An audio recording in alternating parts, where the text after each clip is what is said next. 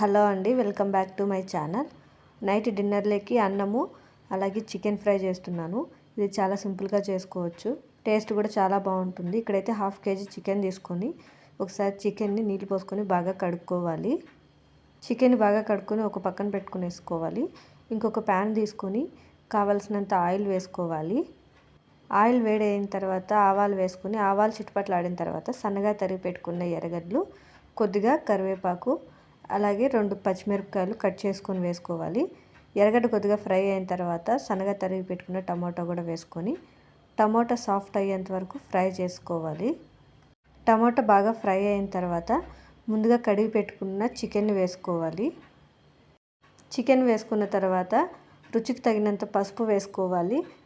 అలాగే రుచికి తగినంత ఉప్పు వేసుకొని ఒకసారి బాగా మిక్స్ చేసుకోవాలి.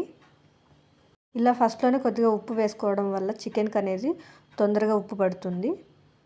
ఉప్పు పసుపు వేసుకొని బాగా మిక్స్ చేసుకున్న తర్వాత ప్లేట్ మూసి పెట్టుకొని ఒక లో ఫ్లేమ్లో ఒక 2 to 3 minutes పాటు బాగా ఫ్రై చేసుకోవాలి.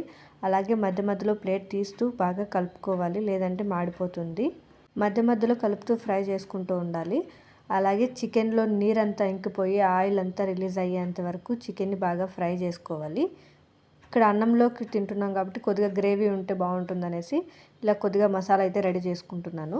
దానికోసం మిక్సీ జార్ తీసుకొని అల్లం వెల్లుల్లి, అలాగే కొద్దిగా ఎర్రగడ్డ, అలాగే టమాటో, కొద్దిగా మిరియాలు, అలాగే లవంగాలు వేసుకొని బాగా మిక్సీ పట్టుకున్నాను.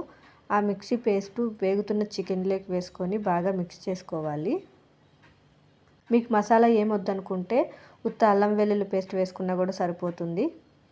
అల్లం వెల్లుల్లి పేస్ట్ కొద్దిగా వేగిన తర్వాత మీకు రుచికి తగినంత కారం, అలాగే కొద్దిగా ధనియాల పొడి, ఇక్కడైతే కొద్దిగా గరం మసాలా వేసుకుంటున్నాను. మీకు గరం మసాలా ఇష్టం లేకపోతే స్కిప్ చేయవచ్చు. అలాగే కొద్దిగా కొత్తిమీర వేసుకొని అన్నీ బాగా మిక్స్ చేసుకోవాలి. అంతా బాగా మిక్స్ చేసుకున్న తర్వాత కావాల్సినంత నీళ్ళు పోసుకొని ఉడకబెట్టుకోవాలి. నీరంతా ఇంకిపోయేంత వరకు బాగా కలుపుతూ ఉడికించుకోవాలి.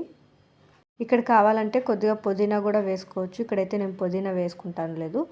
బాగా దగ్గర పడిన తర్వాత ఫైనల్గా కొద్దిగా కొత్తిమీర వేసుకొని సర్వ్ చేసుకొని తినడమే. టేస్ట్ అయితే చాలా బాగుంటుంది, చాలా సింపుల్గా కూడా అయిపోతుంది.